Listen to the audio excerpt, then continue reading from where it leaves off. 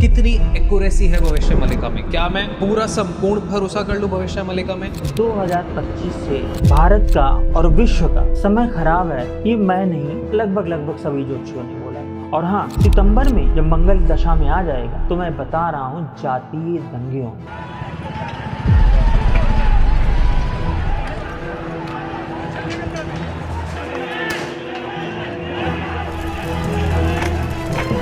Extreme democracy के चक्कर में वो खत्म हो रहे हैं और यूरोप को कोई नहीं बचा पाया। और कौन खत्म कर रहा है? श्योर? 100% श्योर। और मैं आपको बता दूं 2039 में 10 करोड़ से ज्यादा लोग मारे जाएंगे, मैंने बताया है। 10 करोड़ से ज्यादा लोग मारे जाएंगे हिंदुस्तान में, पूरे देश में नहीं, सिर्फ जब पहलगाम होता है तो पहलगाम में टेररिस्ट के खिलाफ या पाकिस्तान के खिलाफ अभी तक कार्रवाई क्यों नहीं है? मे भी हो रही हो पीछे और बहुत ज्यादा मीडिया में नहीं आ रहा हो। देखिए, ऐसा है कि ये लोग 11 साल से है ना, तो संडे को नॉनवेज मत खाइए, संडे को ड्रिंक मत करिए, फिजिकल रिलेशन में मत रहिए। किसी को अगर कंसीव करना है तो उसको संडे को नहीं करना। नहीं, मत करें ना। भविष्य मलिका पे कितना ट्रस्ट किया जा सकता है? मैं 100% कह सकता हूँ कि भविष्य मालिका काम कर रही, कितना कर रही मैंने कहा। मुझे इसकी एक भविष्यवाणी से बहुत डर है। कौन सी? वो है न्यूक्लियर बॉम्ब की। तो आपकी प्रेडिक्शंस क्या कहती है पाकिस्तान के बारे में कि अब अगले 3 महीने में वो क्या क्या कर सकता है? इस पूरे साल पाकिस्तान 2025 में कांड करेगा। The armed forces, Pakistani drone attacks that you see over there along the western borders are being reported in several locations. They have effectively been engaged by our armed forces. There will be more updates which come in. However, inputs with respect to suicide attacks by आपने एक बहुत solid intro देखा और अब बहुत solid podcast देखने जा रहे हैं। पर इन दोनों ट्रांजेक्ट के बीच में एक छोटी सी रिक्वेस्ट, प्लीज सब्सक्राइब कर दीजिए, बिकॉज आपके लिए एब्सोल्युटली फ्री है, बट हमारे को बहुत अच्छे गेस्ट लाने में ये बहुत मदद करता है। जितने ज्यादा सब्सक्राइबर होते हैं उतनी जल्दी गेस्ट यस करते हैं पॉडकास्ट पे आने के। थोड़ी सी मदद कीजिए। अगर आपको डॉन टॉक्स पसंद आ रहा है तो सब्सक्राइब कर दीजिए। That's it. हम आपके लिए ऐसा कंटेंट लाते रहेंगे। Enjoy this. कैसे हो सर आप? बहुत बढ़िया। सो पॉडकास्ट स्टार्ट करते हैं, बट आज थोड़ा अलग वे में मेरे को बात करनी है, क्योंकि आपके साथ जब भी मैं बैठता हूँ बहुत कुछ सीखता हूँ, बहुत कुछ जानने को मिलता है, बहुत सारे रहस्य पता लगते हैं। जैसे आज हमने थोड़ी पॉलिटिकल बातें करी, तो आज मेरे को बड़े बड़े नाम जो मैं ले नहीं सकता कैमरा के सामने, शायद आप भी नहीं ले सकते, उनके बहुत ज़्यादा डार्क सीक्रेट पता लगे कि वो कैसे हैं, कैसा चरित्र है, कैसे नेचर के। पर इससे एक सवाल आता है मेरे दिमाग में, और मेरे को वो बातें नहीं करनी जो हर एक पॉडकास्टर आपके साथ बैठ के करता है कि ये मर जाएगा, वो मर जाएगा, इसकी इस टाइम पे मृत्यु हो जाएगी, इसकी बहुत यंग एज में मृत्यु हो जाएगी, या इसकी शादी खराब हो जाएगी, इसका डिवोर्स हो जाएगा। ये सारे मुद्दे हैं, ये सारी बातें हैं, आगे होंगी, बट मेरे को उन चीज़ों के बारे में बात करनी है जो हो गया। हाँ, मेरे को उन चीज़ों के बारे में बात करनी है जो एक्चुअली मर गए। मेरे को उन चीज़ों के बारे में बात करनी है जिनको बोला गया कि अपना धर्म बताओ और उनके माथे पे गोली मार दी गई। मेरे को बात करनी है कि ये जो अटैक हुआ, किसी एस्ट्रोलॉजर ने ये क्यों नहीं प्रिडिक्ट किया। मेरे को ये बात करनी है कि ये अटैक क्यों हुआ, एंड इससे रिलेटेड कि अब क्या कॉन्सिक्वेंसेज हैं। अब पूरा विश्व समझ नहीं आ रहा है। हम भविष्य मलिका को मानते हैं, हम भविष्य मलिका को सुनते हैं, हम समझते हैं कितनी एक्यूरेसी है भविष्य मलिका में। क्या मैं पूरा संपूर्ण भरोसा कर लूँ भविष्य मलिका में? क्या मैं थोड़ा सा करूँ? मैं क्या करूँ? मैं 2025 के चार महीने बीत चुके हैं लगभग, और 4 महीने में बहुत सारी प्रेडिक्शन सच होती भी दिख रही हैं। बहुत सारी प्रेडिक्शन जो बोली गई थी वो अब हो रहा है, वो दिख रहा है। टेररिज्म बढ़ रहा है, देश विदेश इतनी टेंशन बढ़ती जा रही है, ग्लोबल टेंशन बढ़ रही है। तो अब आप बैठे हो, एक सौभाग्य है मेरा कि आपसे मेरे को बहुत सारे डार्क सीक्रेट्स पता लगते हैं, डीप सीक्रेट्स पता लगते हैं, वो बातें पता लगती है जो कोई और नहीं करता या डरते हैं लोग करने से। तो आज आप बताइए कि क्यों हुआ पुलवामा अटैक, एंड सारी बातें इनके बारे में। देखिए, सबसे पहले तो मैं एक चीज़ बता दूं कि 2025 से जी भारत का और विश्व का समय खराब है, ये मैं नहीं, लगभग सभी ज्योतिषियों ने बोला था। मैं इसमें आलोचना नहीं करूंगा जी, क्योंकि वो गणना ही कुछ ऐसी है कि इस सब लोग लेके ही चले थे। और इसके बारे में पॉजिटिव चीज़ें, इवन जैसे मैं आपको बताऊं, यूएस में जो कोस्टल एरियाज हैं, जो समुद्र के किनारे हैं जी, वहाँ से लोग निकल के प्लेन की तरफ आ गए, टेक्सास वगैरह में आ रहे हैं राइट, और भी कई स्टेट्स में आ रहे हैं। और कितनी चालाकी से, कितने शातिर तरीके से आ रहे हैं वो लोग। फिर हमारा वो टॉपिक नहीं है। टॉपिक है कि जो बारामूला में अटैक हुआ, तो 2025 के पहले दिन से याद करिए एक भूकंप आया था जी, 1 जनवरी को। ऐसे करके भूकंप है, ये है। लेकिन जो हमने कहा था, मैं पॉडकास्ट पर भी बोला हूँ, आपके भी बोला हूँ, और एस्ट्रो सुशील अपने यूट्यूब चैनल पर भी बोला हूँ कि 2025, 26, 27, 28 ये कॉन्टिन्यूस कंसेक्यूटिव खराब रहेंगे। जितना 25 खराब है उसका 2 गुना 26 खराब होगा। ओके। उसका 4 गुना 27 खराब होगा, और उसका 8 गुना 28 खराब होगा। अब आपको मैं बताऊं, पहलगाम अटैक की बात है। हाँ।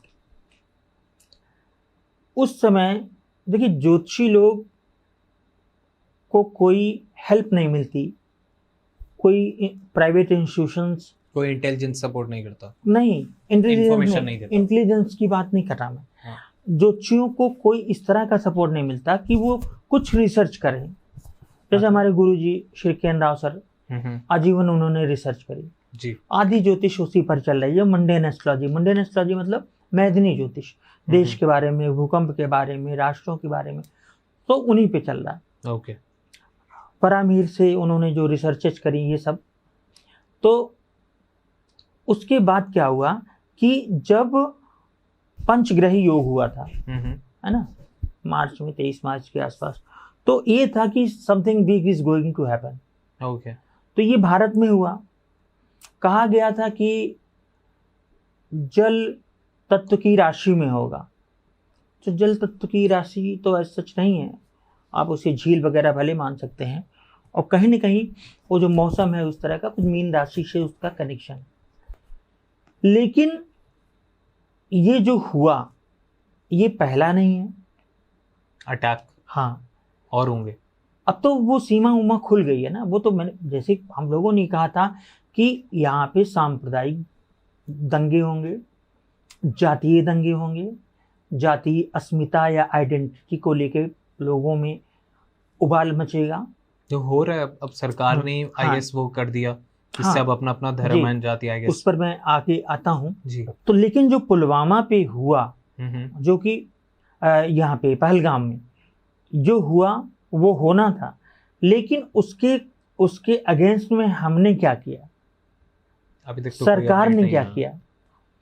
पहली बात तो कितनी चालाकी से मीडिया में, चाहे सरकार की मीडिया हो, चाहे जो हो, चाहे सपोर्टर्स हो, उन्होंने बताया कि पाकिस्तान पाकिस्तान।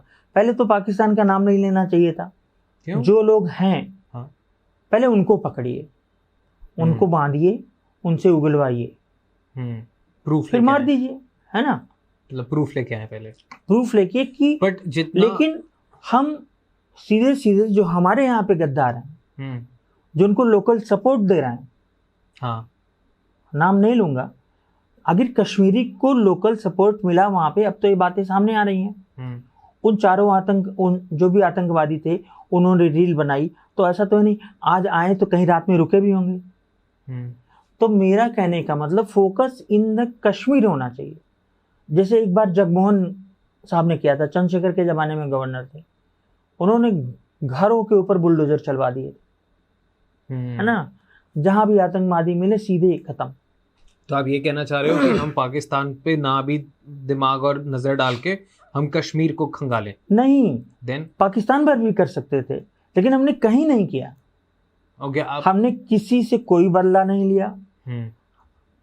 बोला गया कि नस्त नाबूद कर देंगे, जमीन के अंदर डाल देंगे, लोग तब भी हंस रहे थे, अब भी हंस रहे हैं। फिर क्या हुआ कि 48 घंटे के अंदर something is going to happen. तो मैं अपने फेसबुक पर, बहुत इंपॉर्टेंट चीज़ होती है तो मैं डाल देता हूँ, तो मैंने नहीं डाली, तो लोगों ने कहा कि आप पुलवामा पहलगाम पर क्यों नहीं बोल रहे हैं। तो मैंने उनको बताया कि शांत रहिए, बाद में पता चल जाएगा। अंत में हुआ कि बस वॉर होने जा रही है। दूसरे दिन हुआ कि कैबिनेट कमेटी ऑन सिक्योरिटी की बैठक होगी, फिर कैबिनेट की बैठक होगी, ये वो, और निकल के आया कास्ट सेंसस होगा। बताइए, उसके बाद कास्ट सेंसस के बाद, मैं सचमुच बता रहा हूँ, मीडिया का पूरा डिबेट बदल गया। सोशल मीडिया में सब कोई वहाँ पे जो सवर्ण कास्ट है, मैं ये जाती हूँ, मैं वो जाती हूँ, जो दलित हैं हमको टोटल मिलना चाहिए, 100% आरक्षण मिल जाना चाहिए, अब कुछ भी नहीं, प्राइवेट सेक्टर में भी मुझे दे दो। तो ये भारत एक बहुत कंफ्यूजिंग स्टेट में है। पहली बार ऐसा है 1947 के बाद इतना कंफ्यूज्ड इंडियन सोसाइटी कभी नहीं थी। ओके, पूरी मैं सोसाइटी की बात कर रहा हूँ। हाँ, we are argumentative Indian, but अब क्या है कि जहाँ पे अभी आपने जर्मनी की बात की थी ऑफ द कैमरा की, जब आप वहाँ गए थे, तो किस तरह बच्चे कम उम्र में काम करते हैं। यहाँ पर दिन भर हिंदू मुस्लिम जाति, मैं क्षत्रिय हूँ, मैं ब्राह्मण हूँ। अच्छा, जो शेड्यूल कास्ट के हैं उनको भी जाति अस्मिता का बहुत संकट है। कैसे? तो जैसे कि मान लीजिए शेड्यूल कास्ट के साथ बड़ा अन्याय हुआ, हाँ, सब कुछ सही है, हाँ, इसको देखिए इनकार करने से काम नहीं फायदा नहीं है, राइट। उनके साथ अन्याय हुआ, सब कुछ हुआ, हाँ, अब नहीं हो रहा है, हाँ, अब नहीं हो रहा है, तो उसके लिए आरक्षण दिया गया, आरक्षण चल रहा है, सब कुछ ठीक है, लेकिन अब उनको उतना ही नहीं चाहिए, ये दिल मांगे मोर।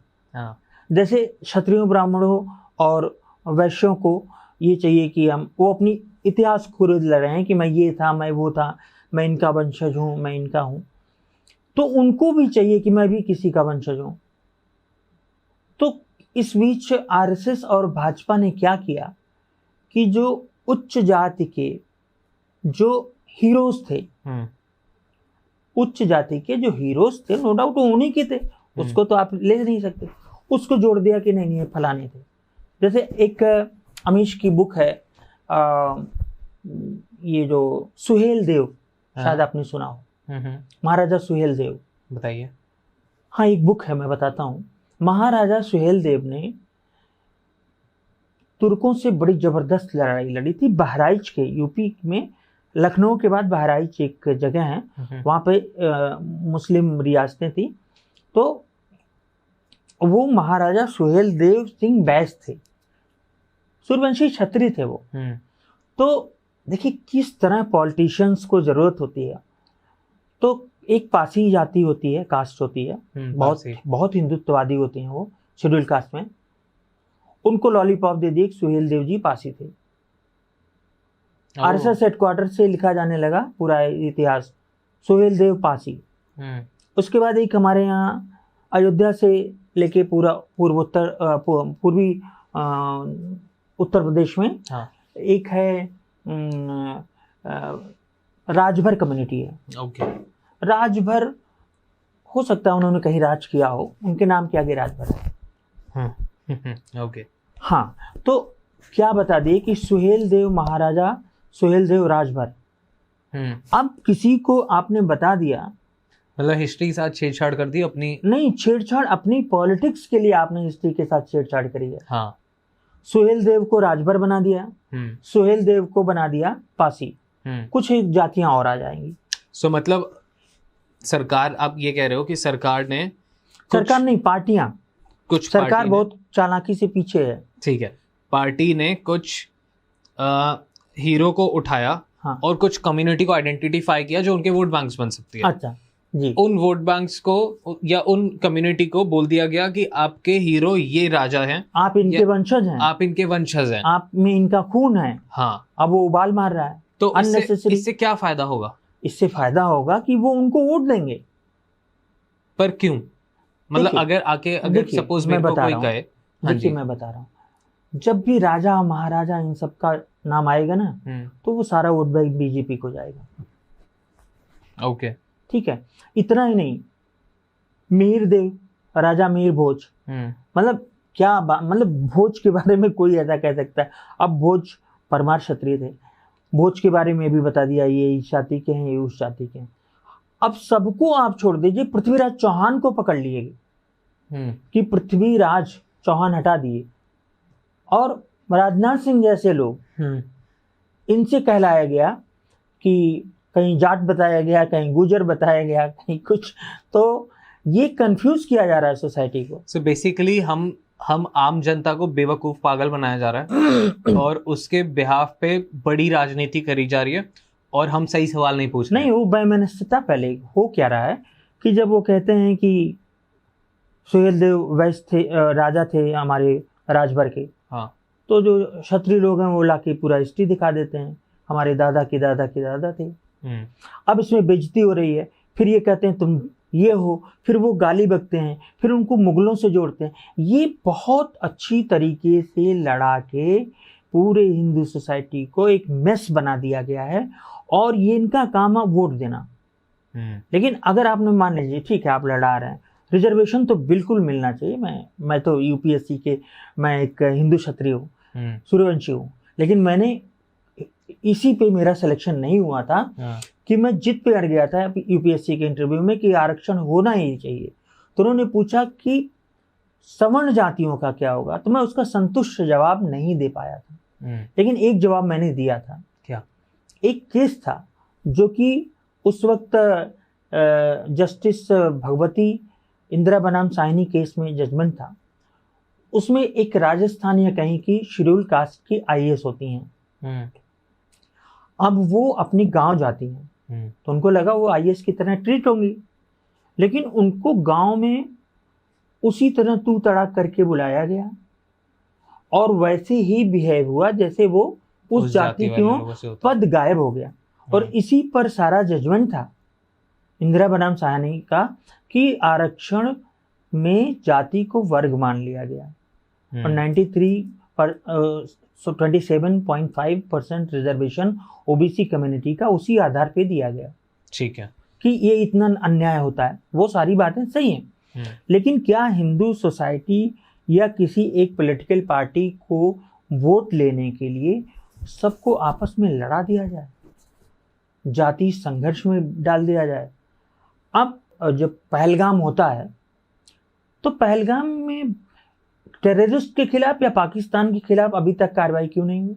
मे भी हो रही हो पीछे पीछे और बहुत ज्यादा मीडिया में नहीं आ रहा हो। देखिए ऐसा है कि लोग ये लोग 11 साल से है ना, हाँ, तो आइडिया तो लग ही जाता है क्या हो रहा होगा क्या नहीं। फिर दूसरे दिन हेडलाइन बन जाती है कि जातीय जनगणना होगी। क्या जरूरत है जातीय जनगणना की? मैं कह रहा हूँ कि जिस दलित और ओबीसी कास्ट को ये लोग जातीय जनगणना में फंसाना चाहते हैं, सबसे ज्यादा नुकसान उनका होगा, क्योंकि इसमें जनरल कास्ट की आबादी बढ़ के आएगी, ये मुझे मालूम है। हाँ। और जनरल को कोई प्रॉब्लम नहीं, भाई उसकी जात पूछी जाएगी, वो बताएगा, उसके साथ कुछ जुड़ा हुआ है। लेकिन जिसको अपनी जात बताने में शर्म आ रही है, उससे क्यों अपनी जात पूछ रहे हैं? रिजर्वेशन हो गया, चुपके से चला गया, ठीक है ना। तो मेरा कहने का मतलब हिंदुत्व को बचाए रखने के लिए, हिंदुइज्म को बचाए रखने के लिए, ये जो पूरा हमारा सनातन धर्म है उसको बचाए रखने के लिए इन सब तिकड़मों से दूर होना होगा, नहीं तो बड़ी समस्या आने वाली है।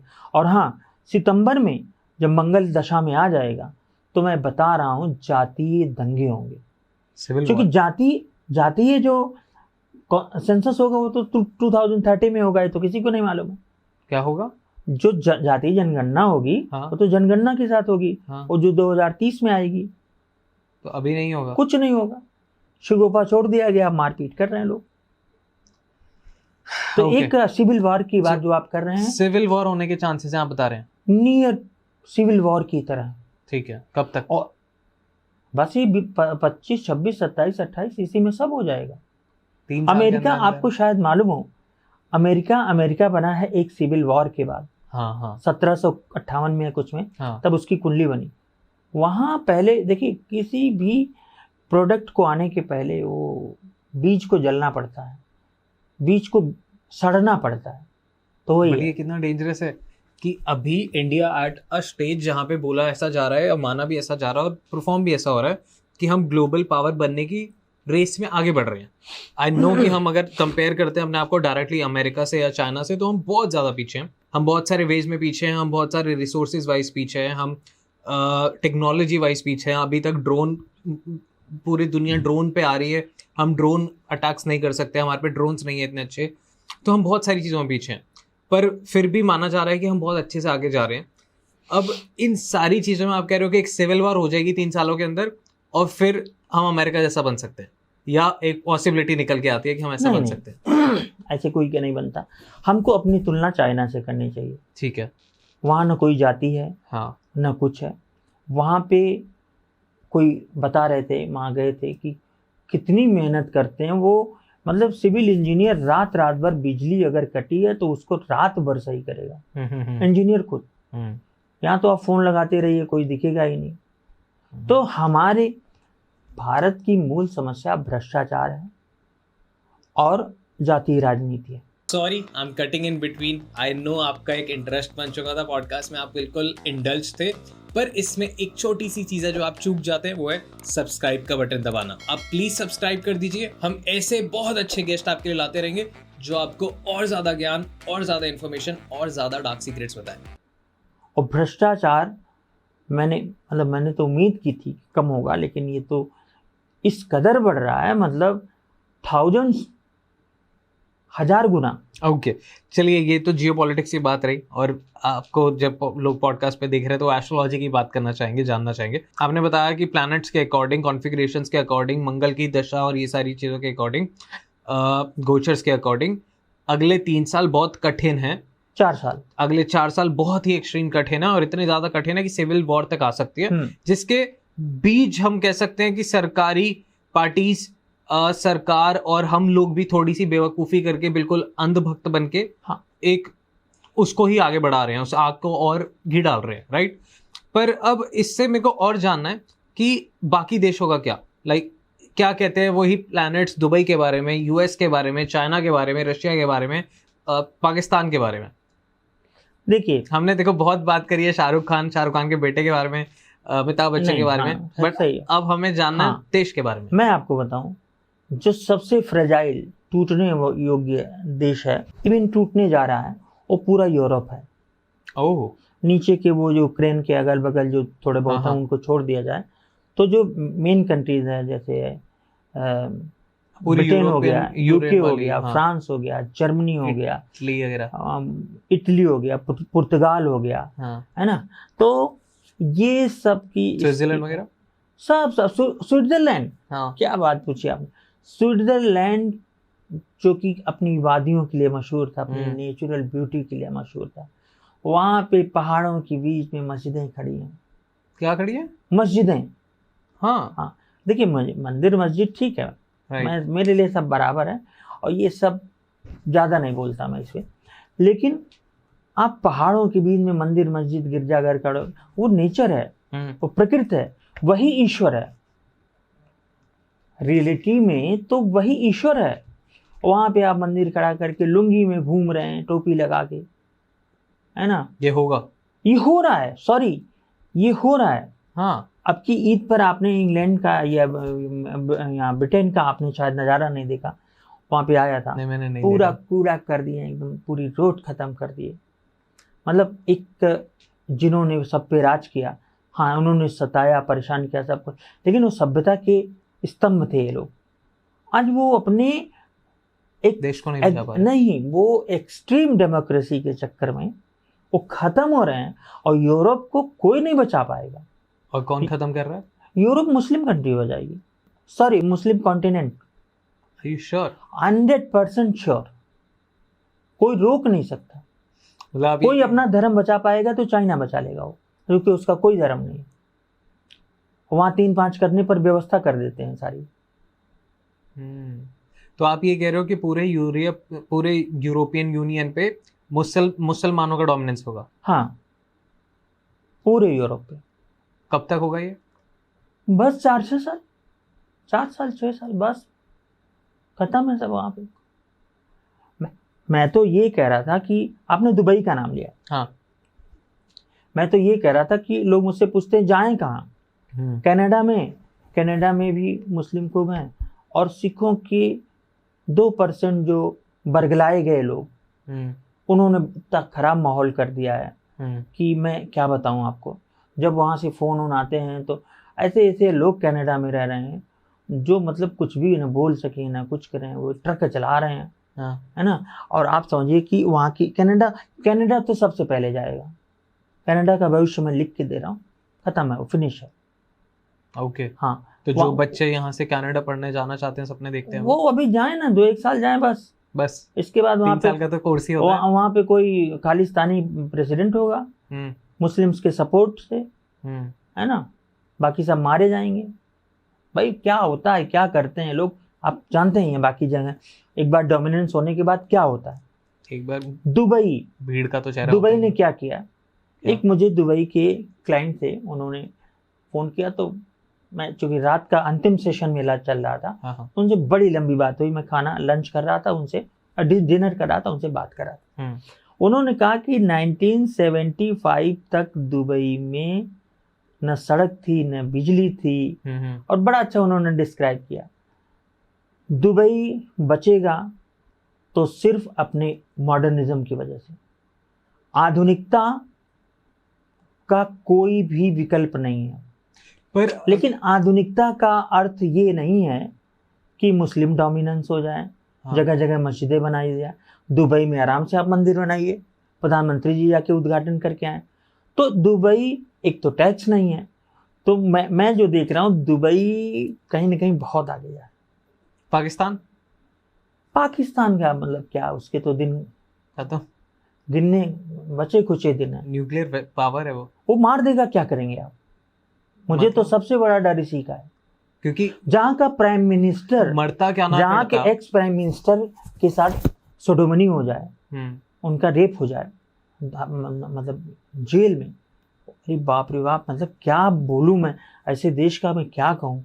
तो वहाँ भी कुछ बड़े पढ़े लिखे लोग हैं और बहुत बुद्धिमान लोग हैं, जो कहीं ना कहीं इंडियन बहुत अच्छी रेसेस से कन्वर्ट हुए हैं, मैं नाम नहीं लूँगा, वो सब भाग रहे हैं, आधे लोग सेटल हो गए। नाम क्यों नहीं ले रहे आप?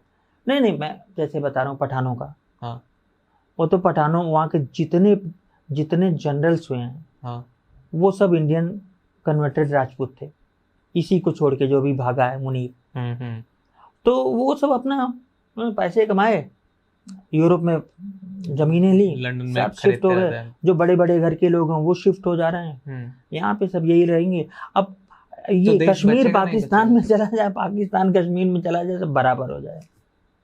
कितने टाइम में? नहीं, 4 साल में सब कुछ हो जाएगा। I repeat. तो ये जितनी भी हम बातें कर रहे हैं ऑडियंस के एक और पॉइंटर के लिए, कि हम अगले 4 साल की बातें कर रहे हैं, राइट? हाँ, ये अगले 4 साल में यूरोप पूरा मुस्लिम डोमिनेंस में आ जाएगा, पाकिस्तान ऑलमोस्ट खत्म ही हो जाएगा, दुबई थोड़ा सा इमर्ज होके आएगा। अब तक आपने ये बताया, और हमने झेलेंगे क्या? हमें भी अपने को बता दें। हाँ, हम क्या झेलेंगे एज ए इंडियन, हम क्या झेलेंगे? हमारी बंगाल की, पश्चिम बंगाल की दलित महिलाएं, मैंने उनके फोटो देखे, सच में बता रहा हूँ, उन बहनों के, कि वो सिंदूर लगाई हैं, मतलब उनका कलर डार्क है, लेकिन उनके काम कितने उजले हैं। उनको जब मार के भगाया गया, तो जो वो खाना खा रही हैं, तो खाने को पहले माथे से टच कर रही हैं, फिर खा रही हैं। हम तो मतलब, मैं तो आंसू आ गए मेरे, और रो रही है वो। एक सरकार होते हुए हम उनका प्रोटेक्शन नहीं कर सकते, तो हमें शर्म आनी चाहिए। हमें शर्म आती, बहुत शर्म आती है। क्या दिक्कत है उसको बर्खास्त कर देने में? पश्चिम बंगाल सरकार को बर्खास्त कर देना चाहिए। मैं आपको एक किस्सा सुनाता हूँ जी। चंद्रशेखर जी प्राइम मिनिस्टर थे, मेरी नज़र में उनसे बड़ा हिम्मती कोई आदमी नहीं था पूरे इंडिया में आज तक। आदमी की बात मैं कर रहा हूँ, पॉलिटिशियन की नहीं। ओके। और उस समाजवादी, 2 किस्से उनके मैं छोटे छोटे सुनाता हूँ जी। चंद्रशेखर जी 58 सांसदों की सरकार थी, राजीव गांधी ने सपोर्ट किया था। आप लोग तो छोटे छोटे रहे होंगे, मतलब आपको याद नहीं होगा। तो जब राजीव गांधी ने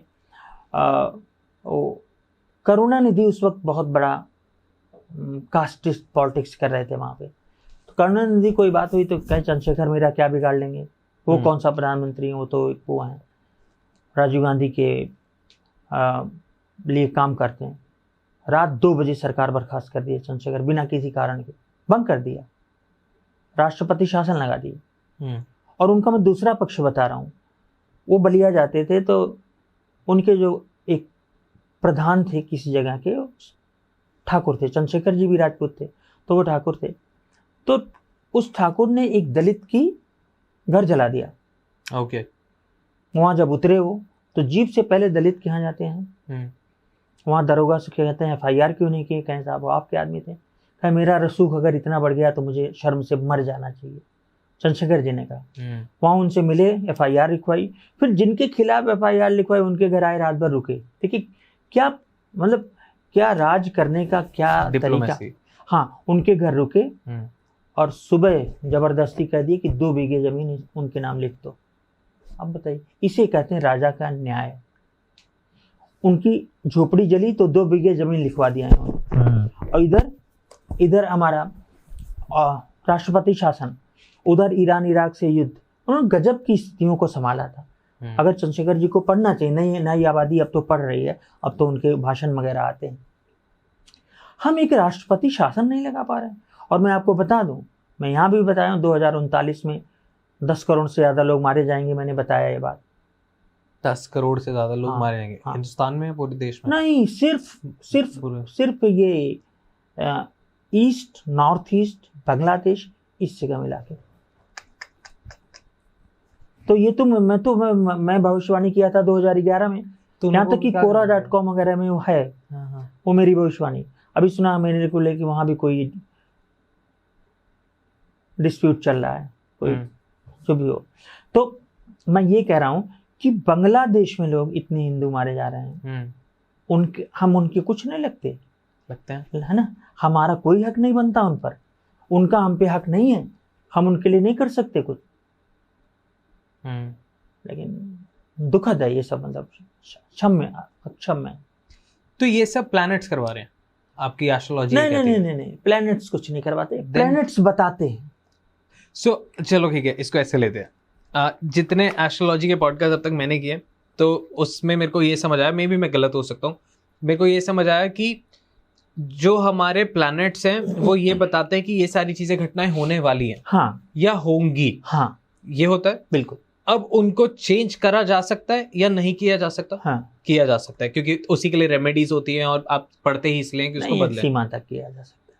तो जब हमारे को पता है कि वो चीजें नहीं चेंज हो सकती, जैसे आपने बताया कि 10 लाख लोग मरने वाले हैं, तो मैं एज अ प्राइम मिनिस्टर अगर हूँ, करोड़ों लोग, सॉरी 10 करोड़ लोग, 5 से 10 करोड़, 5 से 10 करोड़ लोग अगर मर सकते हैं, वो भी सिर्फ एक रीजन में। तो अगर मैं प्राइम मिनिस्टर हूँ सपोजिंगली, और मैं ये जानता भी हूँ, तो मैं क्या करूं? मैं वहां से लोगों को उठा के यहाँ पे माइग्रेट करूं कि आप यहाँ पे आइए, माइग्रेट होइए, या फिर मैं उनको बस मरने दूं, या फिर मैं बस ये बोलूं कि ठीक है ये तो किसी ज्योतिषी की कल्पनाएं हैं? मैं क्या करूं? नहीं, ये देखिए, ये रामकृष्ण की धरती है जी, है ना, और ये इंदिरा जी की धरती है, राइट। तो यहाँ पे राइट विंग में भी, दक्षिण पंथ में, भाजपा में भी बहुत अच्छे लोग रहे हैं, मैं उनकी भी होता है। यहाँ पे एक्शन लेना होता है। जितनी रोहिंग्याज हैं, आप डिसाइड करिए, यहाँ से रिपोर्ट कर दीजिए, और भी कुछ नहीं, टूटी फूटी नाव में भी। पर उससे क्या फायदा होगा? सपोजिटली वो यहाँ पे दंगा कर रहे हैं। मैं तो कुछ रील्स देखा, वो दिल्ली में कह रहे हैं हाँ मैं रोहिंग्या हूँ, बांग्लादेशी हूँ, क्या कर लेगा मेरा? ये मैं आपकी बात मान रहा हूँ।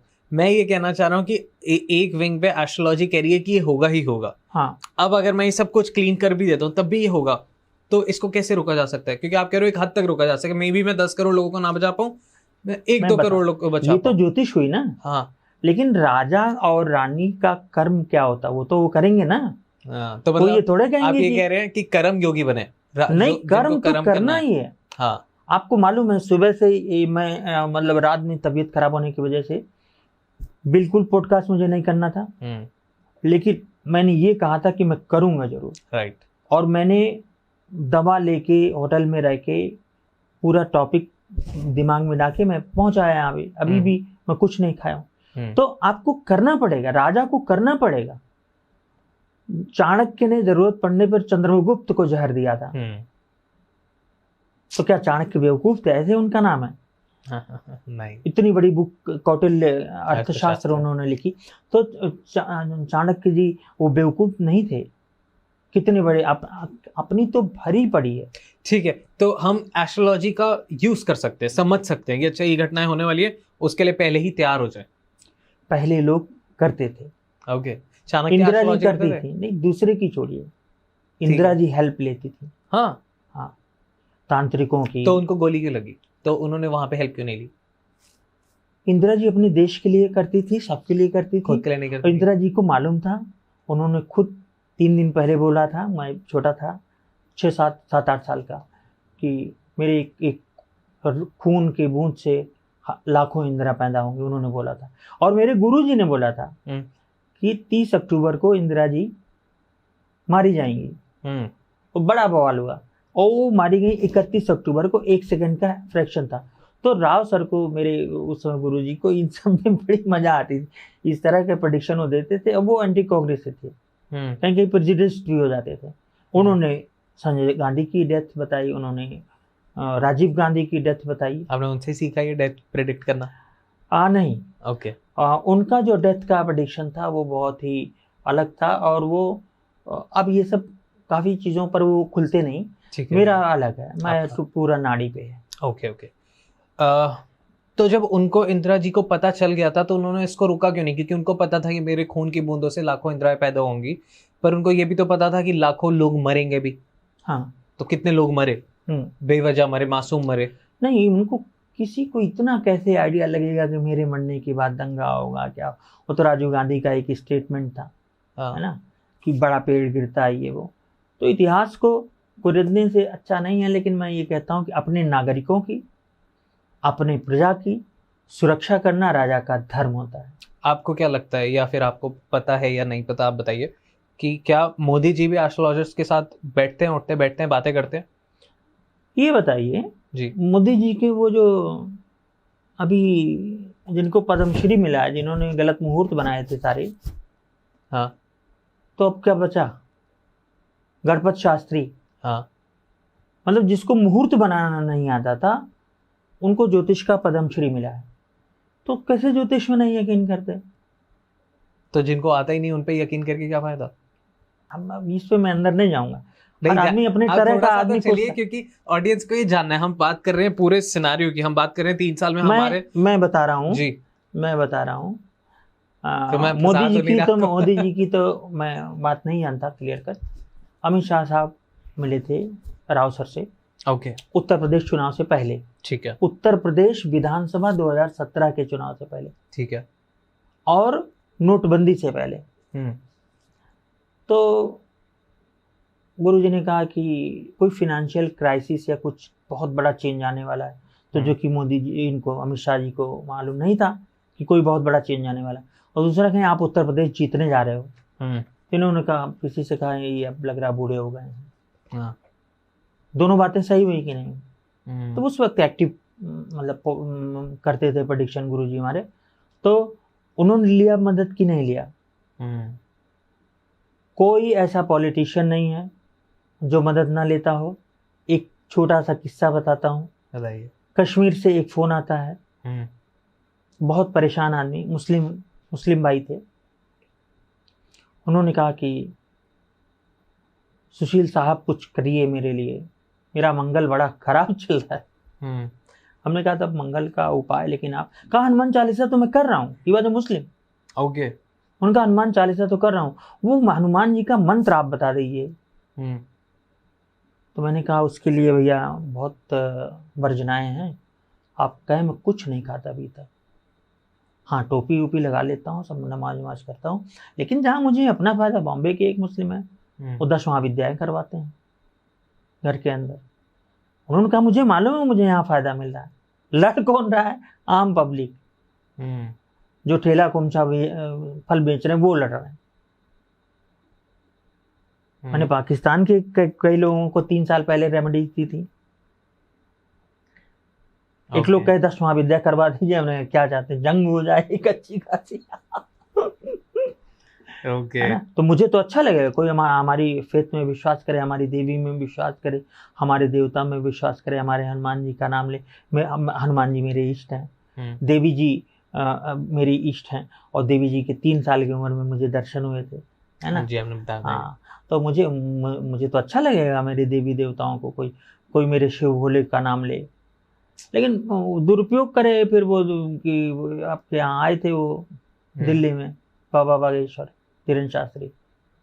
मैंने सोचा कि आदमी सुधर गए होंगे, फिर कह रहे मार लगाई जाए, और वो चिल्ला रही हैं औरतें। एक हमारे यहीं पे हुआ मेरे बिल्कुल ऑफिस के, हाँ बता देते, पैदल का रास्ते पे। तो वहाँ पे हुआ क्या कि उसकी एक वीडियो, हमारे एक सीनियर हैं, उनकी बड़ी इज्जत करता हूँ, आगरे के हैं, उन्होंने वीडियो डाली, ठीक है, तो उस वीडियो में हम कि चिल्ला रही हैं औरतें सब बाल बाल निकाल के। आप एक अच्छी खासी आबादी को साइकियाट्रिक सुविधाओं से वंचित कर रहे हैं। वो पागल लोग हैं, बीमार हैं, मानसिक बीमार हैं, या तो वो इंसेन है, एंजाइटी है, स्ट्रेस है, डिप्रेशन है, बाइपोलर डिजीज है, या इसके बाद या तो इंसेन है, पूरी तरह से पागल है। उसका इलाज होता है, दवा होती है। आप कह रहे हैं माल लगाई जाए हनुमान जी के नाम पे। हाँ, मैं कहता हूँ तंत्र होता है, तांत्रिक प्रैक्टिसेस होती हैं, लोग बर्बाद हो जाते हैं, उसका उपचार करिए। तो वो क्यों नहीं कर रहे? वो क्या गलत कर रहे हैं और क्या सही कर रहे हैं? अरे मैं कह रहा हूँ ऐसा कोई उपचार होता ही नहीं कि कोड़ा लगा के किसी का भूत भगाया जाए। तो ये क्यों कर रहे हैं? ये लोग किन लोगों के हाथ में कठपुतली हैं और इनको मजा आ रही है इनको। अब बताइए, स्क्वायर फीट के हिसाब से हिंदू गांव बन रहा है। हिंदू गांव बन रहा है मतलब? हाँ, इन्होंने शुरू किया एक थ्योरी, हिंदू गांव बनाना। ओके, स्क्वायर फीट के हिसाब से जमीन बेची जा रही है, प्रॉपर्टी डीलर हो गए। हाँ, मैंने कहा मेरा गांव खुद हिंदू गांव है, उसमें जजमानी सिस्टम है, ब्राह्मण कथा कहते हैं, पूजा करते हैं, नाई हैं, धोबी हैं, कहार हैं। किसी भी गांव में अगर सारे हिंदू रह रहे तो हिंदू गांव ही है। हिंदू गांव है। और पूरे आगे हिंदुस्तान में कितने ऐसे हिंदू गांव हैं? पूरे क्या, अभी सब कुछ हिंदू गांव ही है। तो ये क्या कर रहे हैं? ये उधर जगह बेच रहे हैं। बहुत बड़ा वोट बैंक है। धीरेन्द्र शास्त्री की एज कम है, उनका प्रयोग किया जा रहा है, वो भी, उनको भी फायदा मिल रहा है, उनको भी पैसे मिल रहे हैं। फिर आगे चल के यही आबादी, मतलब मैंने तो एक IAS ऑफिसर को देखा, उसने फोन किया मुझे, उसमें ये सब लगा के बाबा बागेश्वर का दर्शन करते हैं। हमने कहा पागल हो गए, आर यू गॉट मैड? हमने कहा हैव यू गॉट मैड, पागल हो गए हो तुम? कहे नहीं, आप तुम नहीं जानते, मेरे मतलब पढ़ा लिखा था साथ में। हमने कहा तुम पागल हो गए, तुम्हारा दिमाग खराब हो गया, ये सब काम कर रहे हो, घर पे पूजा पाठ करो, ये इससे क्या होगा? कहा नहीं, तुम्हारा कोई जुगाड़ होते एक बार मिलवा देते। हमने कहा हाथ जोड़ रहे हैं, बस तुम्हारा लेवल मैंने देख लिया, तुम जरूर UPSC के कहीं ना कहीं जुगाड़ से हो जाओ। तो लोग इतना अंधविश्वास में क्यों फंसते हैं? आज की बात नहीं है, हम आज से नहीं अंधविश्वास कर रहे हैं। इसके लिए बुद्ध आए, महावीर जैन आए, आचार्य रजनीश आए, वो सब नहीं सुधार पाए। रजनीश के लोग बहुत आलोचना करते हैं जिन्होंने कुछ पढ़ा लिखा नहीं है, ठीक है, 10-5% गलत मानता, लेकिन इतना बड़ा 2-2 लाख बुक्स पढ़ के मूर्ख था। पूरा अमेरिका पागल था, एक सिटी बना दिया, एक एयरपोर्ट बना दिया उनके नाम पे, उसी में वहाँ पे सारी सुविधाएं थी। मामूली आदमी था वो नहीं सुधार पाया हमको। तो आपको क्या लगता है ओशो ने क्या गलतियां करी? ओशो ने क्यों किया? कोई गलती नहीं, ओशो ने कौन सी गलती करी? गलती ये करी, ओशो ने जॉय बांटा। हाँ, एक ओशो का स्टेटमेंट था, hard to believe I am happy. India वाले अगर हंसते भी हैं तो उनको वो होता, गिल्ट होता है।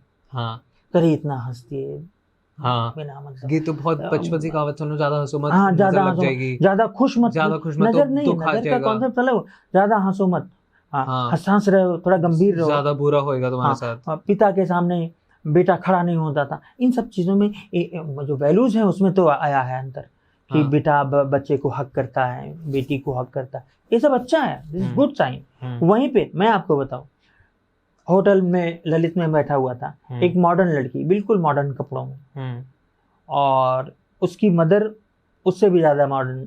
तो मुझे नहीं मालूम कि बहन थी या मतलब मदर है। उन्होंने मुझे गौर से देखा तो मुझे लगा, थोड़ा ऑकवर्ड महसूस किया। अच्छा, मैं सबसे पहले पहुंचता हूँ तो कुछ मैं नाश्ता लेता हूँ, तो मैं जूस ले रहा था, तो वो आके मेरे सामने वाली टेबल पे बैठ गई। अब मुझे कुछ शक हुआ। फिर वो जो लड़की थी, मतलब वो कपड़े वपड़े अजीब तरह से पहनी थी, कट वट पूरा सब कुछ, लेकिन शी वॉज टू मॉडर्न। तो उसने वो आई और बता रहे हैं, एक होता है मिस्टेकन मॉडर्निटी, एक होता है अल्ट्रा मॉडर्न, एक होता है टू मॉडर्न, बताएंगे उसको छोड़िए। ठीक है, ठीक है। मुझे अच्छा क्या लगा, वो आई, मदर आई, कही कि आप ये हैं। तो उस वक्त जो मैं एक पॉडकास्ट में जो शर्ट पहना था, उन्होंने यही दिखाया कि आज आपकी शर्ट भी 100%। अरे हमने कहा 100% नहीं, मैं यही हूँ। कल लेकिन इसमें बाल के थे। हमने कहा कि 1 साल अपने पापा के लिए मैं बाल नहीं कलर किया था। तो कहीं वो मेरी बेटी है, आपको बहुत फॉलो करती है, आपने जितने मंत्र दिए हैं वो सब पढ़ती है वो लड़की। हाँ, ओके, इसीलिए मैं टू मॉडर्न शब्द का यूज किया। समझ गया। कि कटे फटे कपड़े पहन रहा है कोई, तो आप ये मत मानिए कि वो धार्मिक नहीं है। कई कि वो आपसे उन्होंने कहा कि वो आपसे मैनिफेस्टेशन भी सीखती है। तो जाते वक्त उसने बाय किया, मुझे बड़ा अच्छा लगा कि एक बच्चा, मतलब एक लड़की 17-18 साल की, वो हर चीज़ों को अब उसके कपड़े से आप जज कर रहे हैं। कपड़े उपड़े से नहीं जज किया सकता। राइट, ओके, मैनिफेस्टेशन पे आते हैं, क्योंकि बहुत बात हुई देश विदेश की, अभी और करेंगे, but I want to know manifestation की क्या ये सही में काम करता है या सिर्फ ये एक वहम है? क्या है मैनिफेस्टेशन? क्योंकि बहुत सारे लोग कहते हैं सुबह उठ के पानी में कुछ कुछ बोलो पी और हो जाएगा, वो सब कुछ शीशे में देख के ये कुछ कुछ बोलो वो हो जाएगा, क्या है मैनिफेस्टेशन? वो सब कुछ कर्म कांड है, मैनिफेस्टेशन नहीं। ओके, शीशे में देखना, मुंह बनाना, हाँ, लिखना 24 घंटा उसको, हाँ, मैं एक घर में रह रहा हूँ, मैं एक घर में रह रहा हूँ, मैं एक घर में रह रहा हूँ, ये सब थोड़ा सा साइको। करना क्या है आपको? हाँ, आपको पैसे चाहिए, आप धनमय हो जाइए, लक्ष्मी के अंदर विलीन हो जाइए। कैसे? बता रहा हूँ जी। आप ये महसूस करिए कि मेरे पास पैसे आ रहे हैं, आएंगे, ये दो चीज़ तो उनकी फॉलो करनी पड़ेगी। ठीक है। दूसरा, मैं आज पहली बार यहाँ पे कर रहा हूँ जी। जैसे आप मान लीजिए किसी बहुत बड़े होटल में गए, हाँ, दुबई जाने वाले हैं आप, ठीक है, तो बहुत अच्छे जो होटल्स होते हैं 7 स्टार्स में, उसमें पेन वगैरह जरूर होती है। हाँ, हाँ, हाँ। अगर मशहूर होटल है तो एक पेन आप रखिए यहाँ पे, क्योंकि वो चोरी नहीं है, वो आपके लिए फैसिलिटी है, आपने उसके लिए 40-50 हज़ार पे किया है, एक डालिए अपने बैग में। ठीक है। कोई वहाँ पे वो सब रखा हो, नोटपैड वगैरह, वो भी रख लीजिए, कभी कभार उसको यूज करिए। ठीक है। इसलिए वहाँ का जो समृद्धि है, उस होटल की जो समृद्धि है, एक 200-400 करोड़ का होटल की समृद्धि आपके पास अगर 100 ग्राम भी आ गई तो आपका काम बनेगा। समझ गए? कोई पत्थर उठा लाइए, वहाँ का कोई छोटा सा पत्थर उठा लाइए, उसको अपने हाथ में रखिए, तकिए के नीचे रख के सोइए, तो वो पूरा का पूरा होटल का जो पॉजिटिवनेस है, जो मनी है, जो समृद्धि है, जो ऐश्वर्य है, वो आपसे जुड़ना शुरू करेगा। ये मैनिफेस्टेशन है। किसी गल्ले से किसी ने पैसे चुरा लिए और वो चोरी अलग बात है, जो आपका है वो उठाए नहीं, फिर जो आपका है वो नहीं, मैं कुछ मतलब जो आपको कॉम्प्लीमेंट्री मिल रहा है। एक बहुत बड़े बैंक में गए, हाँ, कम से कम वो ब्रांच 1000 करोड़ की है, हाँ, वहाँ पे पेपर वेट है, अगर आपने वही रख लिया, दो इट इज चोरी, टेक्निकली वही चोरी क्योंकि वो तो फिर सरकारी प्रॉपर्टी है, कोई मनी प्लांट आपने तोड़ लिया थोड़ा सा, मतलब आप ये अपराध नहीं है, हाँ, क्राइम नहीं कर रहे हैं आप, एक पेपर वेट रख लेने से क्या हो गया। लेकिन अब वो आप पर काम करेगा। आप मांग भी तो सकते हैं। नहीं मांग वो दूसरा हो गया, तो आप तो मांगने वाले हो गए ना आप। नहीं तो स्मार्टली मांग लो। अगर सपोज मैं बैंक में जाता हूँ, नहीं, सॉरी आप गलत ले रहे हैं। पेन बोरो कर सकता हूँ? नहीं, और तो बोरो करने से नहीं होगा। अच्छा, आपको उसको रखना होगा, उसकी पूरी ऊर्जा का कुछ हिस्सा अपने साथ लेके चलना होगा। मेरे पास एक बैग होता है, उसमें पता नहीं कितने होटलों के पेन हैं, कहीं के पत्थर हैं, कहीं की कौड़ी है, कहीं की सुपारी है, मैं क्या क्या चीजें नहीं लेके चलता हूँ। वही मैनिफेस्टेशन होता है। और मैं अपने क्लाइंट्स को बाकायदा इसको समझाता हूँ। जो कहते हैं कि कोई बता दीजिए तरीका वरीका कुछ, जैसे घड़ी बताया हमें, हाँ, घड़ी पे आज आपने पहनी नहीं दोनों हाथों में? हाँ, दूसरी मैं 5 दिन के लिए रोका हूँ। क्यों? वो तरीका है, उसको 5 दिन रोकना है।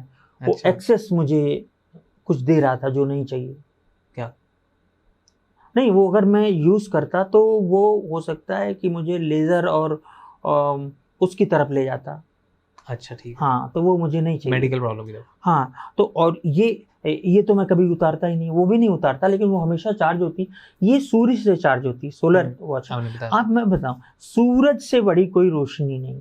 हाँ, सॉरी, रोशनी नहीं, एनर्जी। ओके, उतनी पवित्र एनर्जी नहीं। ठीक है।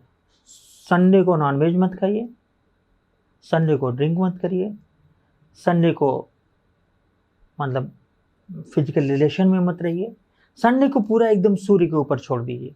किसी को अगर कंसीव करना है हाँ, तो उसको संडे को नहीं करना? नहीं, मत करें ना, क्या जरूरत है? सब 12 ही तो संडे आएंगे, जब एक महीने में 4 ही तो आएगा। हाँ, समझ रहे हैं? संडे को आप बचाइए। संडे को क्या करें? संडे को ध्यान करिए। ठीक है। और अगर ट्रेवल नहीं कर रहे हैं तो आध्यात्मिक वस्त्र पहनिए। सो सॉरी मैं फिर आ गया, बट ये बहुत ज़्यादा ज़रूरी है क्योंकि आप लोग भूल रहे हैं सब्सक्राइब करना, और ये बहुत ज़्यादा इंपॉर्टेंट है बहुत अच्छे गेस्ट लाने के लिए जो आपका, मेरा, अडॉल्ट टॉक्स का, तीनों का भला करता है। प्लीज सब्सक्राइब कर दीजिए, ये एब्सोल्युटली फ्री है आपके लिए, बट ये चैनल के लिए बहुत ज़्यादा इंपॉर्टेंट है। आध्यात्मिक वस्त्र मतलब? जैसे आप घर पे हैं, हाँ, तो आप एक भगवा चद्दर ओढ़ सकते हैं सूर्य के कलर का, ऑरेंज, है ना। उसके बाद सूर्य का मंत्र और राम का नाम। संडे मतलब सूर्य, सूर्य मतलब राम। आदित्य हृदय स्तोत्र। आदित्य हृदय स्तोत्र तो अलग हुआ। अगर आपने राम को मैनिफेस्ट नहीं किया तो आप सूर्य की ऊर्जा से नहीं जुड़ पाएंगे। आपको मैं सिंपल सी बात बताता हूं, जितने राजाओं ने लड़ाई लड़ी 95% सूर्यवंशी थे। कुछ तो था उनके पास सूर्य का अंश। और ये भी एक रिसर्च आ रही है कि सूर्य पे लोग रहते हैं, वो सूर्य के ही टेम्परेचर वाले लोग हैं। हाँ, अग्निमयी शरीर के लोग, ये मैं नहीं बोल रहा हूँ, ये स्वामी दयानंद सरस्वती ने बोला था। सन पे लोग रहते हैं। हाँ, सन पर जीवन है। ओके। अभी हमें बहुत कुछ जानना है, तो मतलब सन पे जीवन है, दयानंद सरस्वती ने कहा, अग्निमयी शरीर के लोग। फिर मुझे ध्यान आता है, उन्होंने फिलोसफिकली कहा या? नो, एकदम क्लियर। उन्होंने तो बताया था, एयू ह्यूम कांग्रेस के अध्यक्ष थे। यहाँ पे कोई भी हवाई सेवा शुरू नहीं हुई थी। विमान शब्द का अंग्रेज मजाक उड़ाते थे, कहते थे ये विमान मतलब उड़ता है, आपकी कार उड़ती है, इस तरह का, और खूब हंसी उड़ाते थे। तो एयू ह्यूम कांग्रेस के अध्यक्ष थे। उन्होंने जब स्वामी जी ने कहा हमारे पास 3 पहिए के विमान होते थे, सोचिए कितनी बड़ी साइंस थी, और हमारे वेदों में स्पष्ट उन्होंने कहा क्योंकि वेद पर ही काम था उनका। तो उन्होंने कहा कि हमारे 3 पहिए के विमान होते थे और हम उससे हमारे लोग उड़ते थे। तो उसने कहा कि फिर तीर धनुष क्यों चलाते थे? उन्होंने कहा ऊर्जा को बचाते थे, ज़्यादा से ज़्यादा काम तीर धनुष से, पर्यावरण को प्रेम करते थे लोग। फिर बाकी बम तो चले ही है। बम कब चला? जब भगवान राम ने समुद्र को कहा कि अब मैं इसे कहाँ फेंकूं, तो उन्होंने एक विशेष जात के डाकुओं के ऊपर भेजा था। वो लोग अभी भी यहाँ पे हैं इंडिया में, नहीं बताएंगे क्यों। वो उन्होंने कहा इनका संघर्ष करिए, जीना दुश्वार कर दिए हैं। ठीक है, तो उसके बाद जब उन्होंने दूसरा ब्रह्मास्त्र उठाया, भगवान इसको अश्वत्थामा ने उठाया, वो भी उत्तरा के गर्भ के। तो भगवान कृष्ण ने कहा, सोचिए क्या एनर्जी थी कि गर्भ से ब्रह्मास्त्र को बचा लेना और उत्तरा का गर्भ बच जाना। उस पर एक श्लोक है, मैं उस श्लोक को, एक लोग क्या बोले, उनसे मैं पूछ रहा हूँ, श्लोक मुझे बता नहीं रही हैं। तो वो श्लोक था कि जिस तरह भगवान ने, हे प्रभु, जिस तरह आपने उत्तरा के गर्भ में अश्वत्थामा द्वारा चलाए गए ब्रह्मास्त्र को रोक के उनके गर्भ की रक्षा की थी, उसी तरह मेरे गर्भ की रक्षा करिए। तो ये उन फीमेल्स के लिए हैं जिनके मिसकैरेजेस होते हैं और जिनके मतलब गर्भ नहीं बचता, कंसीविंग में दिक्कत होती है। कंसीविंग में, इन सब का पूरा डिपार्टमेंट, चाइल्ड बर्थ का डिपार्टमेंट भगवान कृष्ण के हाथ में। ओके, सब कुछ। मैं आपको बताऊं, मेरी शादी हुई थी जी। मेरी वाइफ अपने वहाँ पे थी, वो जहाँ की ओरिजिन है उनकी, पंजाब की। ओके। हालांकि वो भी चौहान क्षत्रिय हैं, लेकिन वो लोग born and bought up in Punjab. उनको एक, मुझे भूल गया, एक ऐसा था कि जो गर्भ में ही रप्चर हो जाए, ब्लड आने लगे। तो डॉक्टर ने कहा कि, उस वक्त की डॉक्टर थी डॉक्टर सिम्मी, मुझे अभी भी याद है, कपूरथला की। उन्होंने कहा अब भगवान का नाम लीजिए। ओके। तो मैंने उस वक्त, मैं बहुत छोटा था, तो मैंने कहा भगवान तो मतलब मेरा अभी तक तो बहुत ज़्यादा मेरा अच्छा नहीं किए हैं। अच्छा। अपनी बुद्धि के अनुसार मैंने बताया। हाँ। जबकि भगवान कुछ अच्छा बुरा नहीं करते, सब कुछ तय है, उसमें भगवान कहीं नहीं आते। तो भगवान कहाँ आते हैं? पता नहीं कहाँ आते। अगर भगवान है, कोई भी ईश्वर हैं, मैं देवी देवताओं की बात नहीं कर रहा हूँ, ईश्वर पर वेद भी मौन है। ये जो प्रकृति है, जो सब कुछ घट रहा है, ये प्री डिसाइडेड है, पर कौन डिसाइड करता है ये अभी बहुत बड़ी बात है। इस पे वेद में भी कुछ नहीं लिखा? नहीं, वेद में भी नहीं है। तो ईश्वर है भी? ईश्वर है, कौन? यही तो नहीं मालूम। तो देखिए, हम ये तो कह नहीं सकते कि ईश्वर मनुष्य है। हाँ, नहीं कह सकते, क्योंकि प्लेटो ने कहा था कि एक गधे को अगर बहुत अच्छी शक्ल बनानी होगी ईश्वर की, तो एक अच्छा सा गधा बनाएगा जिसके ऊपर मुकुट रखेगा। हाँ। तो वो छोड़िए ईश्वर के कॉन्सेप्ट, हम लोग कहाँ थे, हम भूल गए। आप बता रहे थे अपनी कंसीविंग की बात। वाइफ को हाँ। प्रॉब्लम हुई, रप्चर हुआ, तो मैं इलाहाबाद से गया वहाँ पे, और मैं उनके पास बैठकर संतान गोपाल स्त्रोत पढ़ता रहा। उसमें ये था ही नहीं कि सर्जरी के बिना होगा। मेरा बच्चा नॉर्मल पैदा हुआ, पूरा हेल्दी, उस समय ज़्यादा वेट भी था, सब कुछ। चमत्कार हुआ? तो चमत्कार नहीं, जो कुछ लिखा था वही हुआ। लेकिन यहाँ पर जो यही रेमेडी है। मैं उस मंत्र को ऐसे नहीं कर रहा था, मैं उस मंत्र को मैनिफेस्ट कर रहा था पूरी तरह से। कैसे? और मुझे एक घटना याद आ रही थी। जयप्रकाश नारायण का नाम सुना होगा आपने, जेपी मूवमेंट चला था पूरा, इंदिरा जी को हरवा दिए थे। तो जेपी ईश्वर को नहीं मानते थे या देवी देवताओं को नहीं मानते थे। जेपी जी की पत्नी बहुत बड़ी धार्मिक थी, विष्णु सहस्त्र नाम का रोज पाठ करती थी। ओके। जब वो बेड पे आ गई तो उनके लिए संकल्प लेके कि हे प्रभु, मैं आपको नहीं मानता, ओके, लेकिन मेरी पत्नी मानती हैं। हाँ। वो आपका रोज विष्णु सहस्त्र नाम पढ़ती हैं, जाप करते हैं, राइट। उनकी तरफ से मैं आपका विष्णु सहस्त्र नाम पढ़ रहा हूँ, और ये आप उन्हीं की तरफ से ग्रहण करिए, मैं इसमें निरपेक्ष हूँ। I am bracketized. और वो पढ़ती थी, पढ़ते रहे जब तक उनका देहावसान नहीं हुआ। जेपी पढ़ते रहे। तो इससे क्या होता है?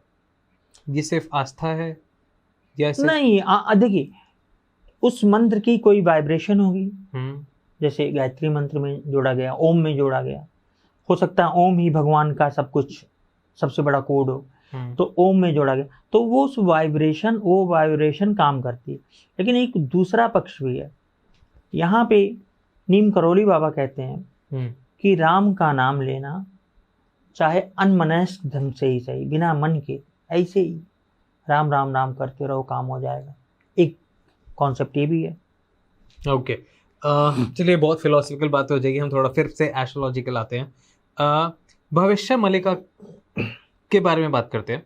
भविष्य मलिका पे कितना ट्रस्ट किया जा सकता है? क्योंकि कभी कभी जब आप भविष्य मलिका को सोचते हो तो आपको बहुत सुपरफिशियल लगती है, कभी कभी आपको रियलिस्टिक लगती है। अब भविष्य मलिका इज अ कॉन्सेप्ट जो बहुत दिमाग फिराएगा, आपको कभी सही लगेगा, कभी सही नहीं लगेगा। तो कितना भरोसा किया जा सकता है, और क्या किया भी जा सकता है या बिल्कुल नहीं किया जा सकता? देखिए, भविष्य मालिका मैं नहीं मानता कि 100% सही है। ओके। लेकिन जी, 2025 के 4 महीने की घटनाओं को जोड़ने के बाद मैं 100% कह सकता हूँ कि भविष्य मालिका काम कर रही। कितना कर रही मैं नहीं जानता, और ये काम करेगी। ओके। और मुझे इसकी एक भविष्यवाणी से बहुत डर है। कौन सी? वो है न्यूक्लियर बॉम्ब की, मतलब एटम बम गिरने की। ये भविष्यवाणिका में उल्लेख है। कब? कि दिल्ली में बम गिरेगा। कब? इन्हीं 4 सालों के भीतर। Atom bomb? एटम बम तो दिल्ली तो खत्म हो जाएगी। ये भविष्य मालिका का है। हाँ। नहीं, लेकिन उसमें बहुत चीजें सुपरफिशियल हैं, जैसे कि 13 मुस्लिम देश आक्रमण करेंगे तो हिंदुस्तान पे, चाइना भी उसका हो सकता है, कुछ लोग कहते हैं रशिया भी होगा, अलग अलग स्टोरीज हैं। लेकिन इस बीच जो ग्रहण हो रहे हैं, जो दशाएं चल रही हैं, उस हिसाब से सब संभव। तो हिंदुस्तान ही नहीं, वो पूरा वर्ल्ड चपेट में आ रहा है ना। तो आप जिस तरह का एनार्की देख रहे हैं, यूरोप में हो रहा है, यहाँ पे मिलिटेंट्स कर रहे हैं, आपके कनाडा में हो रहा है, और इसके बाद इंडिया में जो चल रहा है, तो क्या आपको नहीं लगता कि ऐसी सिचुएशन बन सकती है? जाति जनगणना जिस दिन घोषणा हुई सरकार की तरफ से, उसके एक दिन पहले तो युद्ध ही हो रहा था ना इंडिया में। हम लोग तो युद्ध ही करवा रहे थे। हालांकि मैं बिल्कुल श्योर था कि उस समय की ग्रह स्थिति मुझे युद्ध नहीं दिख रही थी। मैंने कहीं एक शब्द नहीं लिखा, मैंने लेकिन इतना बोला कि ये डर है कि कहीं पाकिस्तान ही शुरू न करे। वो मुंह उठा के कभी भी बोल देता है कि हम एटॉमिक बॉम्ब गिरा देंगे, न्यूक्लियर वेपन कुछ कर सकता है। उसके पास 3 महीने का सिर्फ राशन है, टूटता क्या ना करता। आज की डेट में 3 महीने का, आज की न्यूज़ के अकॉर्डिंग 3 महीने का उसके पास सामान है। तो आपकी प्रेडिक्शंस क्या कहती है पाकिस्तान के बारे में कि अब अगले 3 महीने में वो क्या क्या कर सकता है? नहीं, 3 महीने की बात नहीं है देखिए, लेकिन मैं इतना जानता हूँ कि इस पूरे साल पाकिस्तान 2025 में कांड करेगा और करता रहेगा। नहीं, कांड करेगा, वो हमला वगैरह कर सकता है, ये मैं कह रहा हूँ। ये छोटे मोटे ये नहीं। लेकिन मेरा अपना मानना है कि हमारे 4 नागरिक भी मारे जाएं तो पूरी जनता का अधिकार है उसका सवाल पूछने का, जनता का अधिकार है न्याय मांगने का, और सरकार का ये काम है कि अपनी प्रजा को न्याय दे। राइट। आपने मेरे को बताया जब हम बात कर रहे थे ऑफ कैमरा, जब पॉडकास्ट से पहले, 10 महाविद्या के बारे में, क्यों आई आपके चेहरे पे स्माइल? मतलब बहुत पुराना संबंध है इससे मेरा, बताइए। 10 महाविद्या से।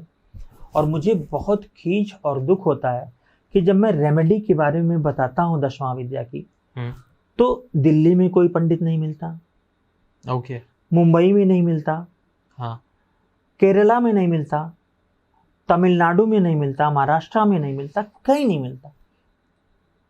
तो मेरे एक हैं 84 साल के, उनसे मैं कुछ सीखा और एक जगह से मैं सिद्धि ले रहा हूँ 10 महाविद्या की। अभी आप प्रोसेस में हैं? हाँ, प्रोसेस में हूँ। मुझे 10 महाविद्या इस समय मेरे दिमाग में चढ़ी हुई है। मेरे लिए 10 महाविद्या नई नहीं है, समाज के लिए। मैं जब पैदा हुआ, मेरा जो परिवार था हनुमान जी को मानता था, इसके अलावा नियर अबाउट नास्तिक ही था। कोई बहुत कथा पूजा जो सत्यनारायण की कथा होती थी, और ऐसा कुछ नहीं है ना। सब लोग खाते पीते थे, नॉनवेज वगैरह भी क्षत्रियों में चलता ही था। आप खाते? सन 2000, पहली बार आपके पॉडकास्ट पे बता रहा हूँ, हाँ। सन 2000 तक, हाँ। 2000 तक, ठीक है, मैं नॉनवेज खाता था। और अल्कोहल? नहीं, कुछ नेवर, सिर्फ नॉनवेज। सिर्फ नॉनवेज। और 2000 में छोड़ा क्यों? एक हाथ में हनुमान जी की एक मूर्ति लाया, एक हाथ में गणेश जी की एक मूर्ति लाया, और मैंने कसम खाई कि मैं कोई जीव हत्या नहीं करूँगा, मेरे वजह से मैं किसी को ग्रहण नहीं करूँगा। अब वो कितना सही है कितना गलत है, मैं किसी को मना भी नहीं करता, लेकिन मैंने आज 25 साल हो गए उसको छोड़े। मैं ये झूठ नहीं बोलूँगा कि मैं किसी ब्राह्मण के घर नहीं पैदा हुआ था। मैं एक सूर्यवंशी परिवार में पैदा हुआ था। मेरे नाना लोग तो उस वक्त हिरन उरन खाते थे, है ना, हमने भी खाए थे, जब तब कोई बैन वैन नहीं था, छोटे छोटे थे। लेकिन कैसे होते थे? कैसे होते थे? बड़ी अलग घटना उसमें। उसके अंदर एक बच्चा था, हिरन में शिकार जब किए थे वो, तो एक बच्चा था गर्भवती हिरन। हाँ, वो बहुत दिन तक वो बात उनको सालती रही। लास्ट में मरते समय भी उन्होंने कहा कि ये मुझे लग रहा वही श्राप मिला। हमने कहा कि मांसाहार में अगर श्राप होता तो अलग घटना हुई। तो मैं ये कह रहा था कि 10 महाविद्या मेरे घर में शुरू से होती थी। कैसे? ब्राह्मण आते थे, करते थे। क्या होता है 10 महाविद्या? आप एक बार ऑडियंस को बताइए। 10 महाविद्या, 10 देवियों का। एक चीज मैं लोगों को बता दूं बहुत क्लियर कट, कि 10 महाविद्या से बड़ा कोई पूजा नहीं है, कोई अनुष्ठान नहीं है। 10 महाविद्या में ऐसा कुछ नहीं है जो आप मांगे आपको ना मिले। मतलब एक तरह का ये मैनिफेस्टेशन है। तो मैं इसकी 10 देवियां हैं। मैं एक मिनट जरा इनके बारे में बता दूं आपको प्लीज। जैसे माँ काली हैं, ये बाधाओं पर विजय प्राप्त करती हैं और काला जादू और स्पिरिट्स वगैरह से बचाती हैं। ठीक है। फिर माँ तारा हैं, ये आकर्षण और शत्रुओं पर विजय और ज्ञान की देवी हैं और आरोग्य प्रदान करती हैं। फिर इसके बाद त्रिपुर सुंदरी हैं, बहुत त्रिपुरा की देवी हैं। त्रिपुर सुंदरी राजराजेश्वरी। अरे क्या बढ़िया, मतलब इस पर एक अनुष्ठान है त्रिपुर सुंदरी राजराजेश्वरी का, जिनको धन और वैभव चाहिए वो कराएं इनको। तो ये है सौंदर्य, आकर्षण, समृद्ध, धन, इच्छा पूर्ति, प्रसिद्धि, इस सब के लिए है। और बॉडी मतलब जो बॉडी में वो आता है, ग्लो आता है, इन सब का भी है। उसके बाद भुवनेश्वरी हैं, ये पोषण करती हैं, विलासता देती हैं, चिकित्सा देती हैं, चिन्ह मस्तिका सुरक्षा देती हैं, शक्ति देती हैं। भैरवी प्रेत बाधा दूर करने वाली, रक्षा करने वाली हैं। धूमावती विच्छेद कराती हैं और विनाश करती हैं शत्रुओं का। ओके। तो जो घरों को बांधा जाता है, जैसे मैं अपने घर को खुद बंधवा लेता हूँ, मैं न्यूक्लियर फैमिली जो पेरेंटल फैमिली वहाँ भी उसको बांधा जाता है, तो वो धूमावती साधना के अंतर्गत होता है। ओके। उसमें चारों तरफ से 4 कील गाड़ के हम लोग घर को बंधवा देते हैं। फिर इसके बाद मातंगी हैं, ये ज्ञान और कला की देवी हैं। और माँ कमला हैं, ये वही माँ कमला हैं जो आप लक्ष्मी जी को देखते होंगे तो 4 हाथी, 2 हाथी इधर 2 हाथी इधर, तो मूल रूप से जो लक्ष्मी है वही माँ कमला है। ये 10 महाविद्या है। लेकिन मूल रूप से जिनके ऊपर स्पिरिट्स वगैरह, जिन घरों में प्रॉब्लम क्रिएट हो रही है, शादियाँ नहीं हो रही हैं, झगड़े हो रहे हैं हमेशा, और स्पिरिट्स दिखती हैं सामान्य सीधे सीधे। एक लेडी ने परसों मुझे बताया कि उसने खुद को कई बार देखा है डे टाइम में, नहीं समझा। अपने बच्चे के साथ बैठी हैं, चली गई चाय बनाने, चाय पी के आ रही हैं, देख रही हैं, फिर वो बैठी हैं सामने, इधर ये खड़ी हैं, कंफ्यूज होकर वो घर के बाहर आके थोड़ी देर बैठी। तो ये सब अभी से साइकियाट्रिक प्रॉब्लम नहीं है, इस पर बहुत सारी चीजें मैं जानता हूँ। खैर, तो मेरा आपको इसकी वजह से तो नहीं दर्द हो रहा था? आपने कहा कि मैं पीठ में दर्द, ये दर्द वो दर्द, तो मैंने सबसे पहले आपसे पूछा कि आप ठीक हो ना? नहीं, क्योंकि जब ये प्रैक्टिस करते हैं, साधना करते हैं, तब भी चीजें होती हैं। हाँ, बहुत सारा यहाँ भी दर्द था, पूरी बॉडी में जगह जगह टमी पे दर्द और जगह दर्द है। तो पक्का किसी और वजह से ही है ना? हो सकता है, चेक करेंगे हम। क्योंकि देखो मेरे को वो आप अभी प्रैक्टिस कर रहे हैं, आपके लिए भी वो है कि आपने शुरू किया है, और ये चीज़ें अटैक भी करती हैं, क्योंकि आती है ना। हाँ, लेकिन देवियाँ अटैक नहीं करती। नहीं, उनकी वो दासियाँ। हाँ, दासियाँ करती हैं, पर ये 10 महाविद्या में ऐसा कुछ नहीं। चलिए, इतनी ये स्ट्रांग है दासियाँ वासियाँ कुछ। इसको मेरा कहने का मतलब पूरे भारत को जहाँ तक लोग सुन रहे हैं, यहाँ से लेके अमेरिका, ब्रिटेन, दुबई, फ्रांस, सब 10 महाविद्याओं को जाने, उनको खूब गूगल पे सर्च करें, उनके बारे में पढ़ें। एस्ट्रो सुशील यूट्यूब पे जाएं, मैंने छोटा सा वीडियो डाला था बहुत पहले, सिर्फ इंट्रोडक्शन के लिए। अब मैं जब कहता हूँ 10 महाविद्या करा लीजिए, 10 महाविद्या ये क्या होता है पंडित जी, कोई आप बताए? अब कोई है ही नहीं करने वाला। मेरे एक पंडित जी हैं, तो वो 84 ईयर्स के हैं, तो वो तो मेरे लिए एसेट है, मैं उनको हर जगह तो भेज नहीं सकता मैं। तो मेरा ये कहने का मतलब है कि मैं 10 महाविद्या लोगों को सिखाना भी चाहता हूँ।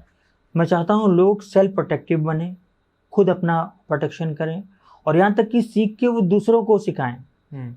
और ये विद्या मतलब इतनी महत्वपूर्ण, इतनी पोटेंट, मतलब ये समझिए कि इसको मैं कितने हॉर्स पावर की बोलूँ। वो जो बंगलामुखी की कराते हैं ना, उसके सामने कुछ नहीं। बंगलामुखी तो एक पार्ट है 10 महाविद्या का। ओके। माँ कामाख्या एक पार्ट है छोटा सा। 10 महाविद्या बहुत ऊंची चीज़ है, और इसको नए तरीके से समझाया जा सकता है, और मैं इसको समझाऊंगा। अब बीच में अभी मेरी टीम ने बताया था आपका फेसबुक भी हैक हो गया था। हाँ। क्या हुआ था? नहीं, मेरा फेसबुक हैक हुए 1.5 साल या 2 साल हो गए। हाँ। तो हैक हुआ तो मैं सारा बिजनेस फेसबुक से था। यूट्यूब मैंने खोला जरूर था, पर उस पर आता नहीं था। ठीक है। देखिए, लोगों आपका समय बदलता है तो आप कैसे बदलते हैं। तो मैं 2-3 दिन बिल्कुल डीप स्टेट एंग्जाइटी में चला गया। मेरे जितने सोर्सेस थे, मैं फेसबुक हेड ऑफिस तक सब कुछ लगा लिया, वो नहीं। तो मैं जब मुझे ध्यान में आया कि ये ईश्वर तांत्रिक क्रिया से हुई है, तो बाद में उस ज्योतिषी ने एक पुलिस ऑफिसर को बताया कि मैंने उनको हैक कराई थी। वो ऑफिसर हम दोनों से कनेक्टेड थे। तो मैंने कहा बताओ 25 लोगों ने मिल के कराई है कि नहीं? तो उसने कहा हाँ 23-24 लोग थे। तो ये दिल्ली के पूरे देश के 23-24 लोग मिलके अनुष्ठान कराए थे, फेसबुक हैक कराए। अच्छा, ईश्वर की कृपा, राम जी की इच्छा, उसी दिन से मुझे आना पड़ा यूट्यूब पे, क्योंकि फेसबुक तो मेरा डल हो गया। यूट्यूब पे आते आते थोड़ा सा और एक्टिव हुआ। फिर वो यूट्यूब को बढ़ाना चाहा मैंने, ज़बरदस्त यूट्यूब के साथ पॉडकास्ट शुरू हो गया, उसके बाद फेसबुक छूट गया। वाह। तो ईश्वर जो कुछ करता है किसी के कुछ किए धरे से हो सकता है, आपका कुछ नहीं है। अच्छा ही हो। बिन अगर मैं फेसबुक पे डिपेंडेंसी मेरी कम ना हुई होती तो मैं वहीं पे पड़ा सेल में रहते आप। मतलब वही बात होगी जो हमने स्टार्टिंग में की थी, सिविल वॉर के बाद ही अमेरिका बना था। बिल्कुल, एक सिविल वॉर के बाद। Okay, right. मैं आपका फ़ोन का वॉलपेपर नोटिस करा। हाँ। तो कभी मैं आपका मतलब आप बड़े अतरंगी चीज़ें करते हैं, कभी 2 घड़ी पहन के आते हैं, कभी फ़ोन के वॉलपेपर में कुछ चीज़ें होती हैं, तो उसके पीछे भी कुछ है एस्ट्रोलॉजिकल या जस्ट रैंडम? मेरा जो वॉलपेपर करंट है जी, वो इंडिया में 2-3 लोग शायद लगाते हो। दिखाना चाहेंगे आप? नहीं। मैं तो देख लिया। हाँ, आप देख लिए। वो बड़े बड़े साइंटिस्ट और जिन्होंने लॉ ऑफ अट्रैक्शन को पूरा एकदम मर्ज कर लिया वो लगाते हैं। उसमें कितनी संख्याएं हैं, कितनी ज्योमेट्रिकल चीजें हैं। मैं वही देख रहा था कुछ। एक गैलेक्सी है और एक वो। तो मैं मेरा एक वॉलपेपर था 2014 में मैंने निकाला था, सिर्फ एक मनी प्लांट का बोतल, और उसको दिया। वो आज करीब 5-6 लाख लोगों में मिनिमम होगा, उनको नहीं मालूम कि मेरा है। अच्छा। यूपी के एक बहुत बड़े मिनिस्टर थे, तो वो लेके बैठे हुए थे, तो कहेंगे ये देखिए आप इसको जानते हैं कि मेरा ही है। हाँ, तो वॉलपेपर एक मैनिफेस्टेशन का बहुत बढ़िया हो सकता है। आप वॉलपेपर पे कभी भी, पहली बात, वॉलपेपर और डीपी पे कभी भी मृत माता पिता का फोटो ना लगाएं, अपने वृद्ध माता पिता का फोटो ना लगाएं। जैसे आज एक क्लाइंट मुझसे मिलने आए, मैं इन पर्सन मिलने का बहुत लेता हूँ, दिल्ली में या मुंबई, 2 ही जगह में मिलता हूँ। तो मैंने देखा तो उस पर बुजुर्ग लोग, हमने कहा यंग, हमने कहा ये कौन, हमने कहा वॉलपेपर तुरंत चेंज करिए। पहला काम, आप अपना फोटो 6 महीने का नज़दीक का जो है वो वॉलपेपर लगाइए। कभी देवी देवता को मत लगाइए। नहीं, गलत है। गलत है। क्यों? इसमें आपकी आइडेंटिटी नहीं है। हाँ, ये आपके पेरेंट्स तो अंश हो। हाँ? नहीं, अंश अलग बात है। हाँ। देखिए, बुरा मत मानिएगा। हाँ। पिछले जन्म में कोई आपका इनसे संबंध नहीं था, तो आपको आप उनसे प्रेम करते हैं, आप दिल में रखिए ना। वहाँ पे आप कुछ लगाइए तगड़ी चीज़, और डीपी में सिर्फ अपना फोटो, अपना ना लगाइए तो कुछ भी मत रखिए। लेकिन वो दूर से खींचा हुआ फोटो, या फिर अपने बच्चे की, या फिर कुछ लोग कूड़ा बीनने वाले की, जो सोशलिस्ट होते हैं, कुछ लोग अजीब अजीब तरह का, मतलब कुछ लोग डिप्रेसिंग सा कोट लिख देते हैं, डिप्रेशन सा कोट लिख देते हैं कुछ। अच्छा, वो खून गिरता हुआ, बेवफाई वाला, वो लड़कियों वाला, है ना। तो ये सब मैंने जितने लोगों का देखा, मैंने सुधारा। उनका तो 6 महीने में वॉलपेपर से ही सुधर जाता है। आपको मैनिफेस्टेशन करना, आप कहीं से भी कर सकते हैं, जरूर नहीं। ये घड़ी हो गई, सिग्नेचर को जरा सा इधर उधर कर दीजिए, जरा सा, मैं बताऊंगा सिग्नेचर, तो वो आपका सही हो जाएगा। बड़ी कंपनी है तो उसके हम लोग लोगो बनाते हैं। ये है वॉल। ओके। जाते जाते अब आप आए हैं, तो सबसे ज़्यादा डिमांड जो मेरे पे अब तक आई है कि अगर सुशील जी आए तो आप प्लीज़ उनसे ये पूछिएगा। IPL चल रहा है और आखिरी कुछ सवालों में ये सबसे ज़्यादा सवाल पूछा गया है कमेंट्स में, तो मैं पूछ लेता हूँ कि इतने IPL गुजर गए पर विराट कोहली ने अब तक एक कप नहीं उठाया, और सारे RCB फैन और हम चाहते हैं कि विराट कोहली इस साल जीत जाए। सो क्या आप सारी प्रिडिक्शन करते हैं, डेथ एंड एवरीथिंग, क्या विराट कोहली इस साल कप उठाएंगे या नहीं? RCB जीतेगा या नहीं इस साल का IPL? देखिए, मैं तो क्रिकेट के बारे में ज़्यादा जानता नहीं, आप जानते होंगे, लेकिन विराट कोहली की जो कुंडली है वो एग्जैक्ट है, तो ऐसी उम्मीद है कि शायद वो कप उठा लें। ओके, RCB इस साल जीतेगी? अरे वाह, सारे RCB फैंस खुश हो जाओ एंड कोहली कोहली कमेंट कर दो। और दूसरा, अभी एक और लड़का बहुत उभरा है, बहुत जल्दी, उसने बहुत कम टाइम में बहुत अच्छे रन बनाए हैं, वैभव सूर्यवंशी। हाँ, क्या लगता है आपको, उनका क्या फ्यूचर है, क्या प्रेडिक्शंस? फिर मैं वही कहूँगा, क्रिकेट में तो मेरी जानकारी नहीं रहती, जितने नए लड़के हैं, कोई रिंकू सिंह है, कोई कौन, मैं नहीं आता था। लेकिन मैं, देखिए, मेरी आदत खराब है, मैं सत्य बोलता हूँ। जो क्षत्रियों के ग्रुप हैं उनमें, वो फेसबुक पे नहीं, राजपुताना फलाना ढिमाका, इवन उसमें कहीं पता चला कि एक सूर्यवंशी भी आया है ये वो करके। तो मैं देखा उसका फोटो, जब मैं देखा तो मुझे बचपन के सचिन की तरह गोल मटोल सा लगा हुआ आदमी।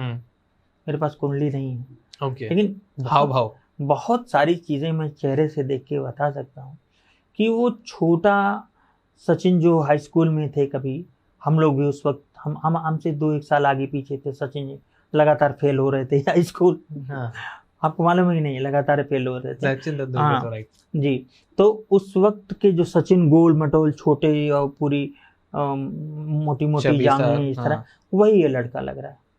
तो आपको सचिन जैसा फ्यूचर लग रहा है? देखिए किसी की तरह फ्यूचर तो नहीं हो सकता, लेकिन ये लड़का और इसका जो माथा है ये कहता है कि आगे जाएगा, नाम करेगा। Okay, perfect. तो आखिरी सवाल पे आता हूँ जो मैं सबसे पूछता हूँ, कैसा रहा आपका एक्सपीरियंस है डॉन टॉक्स का, एक बार फिर से। पर कुछ और पूछूंगा आज, ये नहीं पूछूंगा जैसे आपने बताया कि आप पढ़ लेते हैं चेहरा हाव भाव सब कुछ, और आप मेरे से इतने टाइम से जुड़े हुए हैं और इतनी बार बातें करो और अभी भी आपके सामने, तो आपको मेरे बारे में क्या लगता है? मतलब आप बाहर निकल रहे हैं, हाँ, बाहर जाइए, थोड़ा यात्रा करिए और थोड़ा शिफ्ट होइए, अच्छा रहेगा आपके लिए। ओके, और मेरा nature? First class. First class सभी कहते हैं। आप बताइए। हाँ, सब तो एक्सपीरियंस से बताते हैं, आप दूरदृष्टि से सब बताइए। कहते हैं तो मेरा अपना उसमें रहता है ना कि नहीं आप गलत बोल रहे हैं, हाँ। तो ये भी बता देता है कि आप ठीक नहीं है ना, मुझे बताने में कोई दिक्कत नहीं। आपका बढ़िया है, ऐसे ही बने रहिए आप। चलिए, धन्यवाद। और बहुत जल्द हम एक पॉडकास्ट करने वाले हैं जो मैं बता देता हूँ दर्शकों को, जो हम प्लान कर रहे थे। मे भी आपको अगला पॉडकास्ट, बहुत सारे लोग कमेंट करते हैं कि हमारे को वास्तु जानना है, हमारे को ये जानना है, हमारे को एस्ट्रोलॉजिकल और हाइट्स पे जाना है, और अच्छा बिजनेस करना है, और ज्यादा पैसा कमाना है, और अच्छा लाइफस्टाइल चाहिए, और ये सारी चीजें आपको एक जगह देती है जिसका नाम है दुबई। तो मैं प्लान कर रहा था सर के साथ कि हम एक अगला एपिसोड पॉडकास्ट का दुबई में शूट करें। तो बहुत सारे लास्ट टाइम दुबई से व्यूअर्स ने देखा था and they invited, so Dubai चले सर? बिल्कुल, दुबई में मिलते हैं। तो अगला पॉडकास्ट दुबई में। राम राम। राम राम।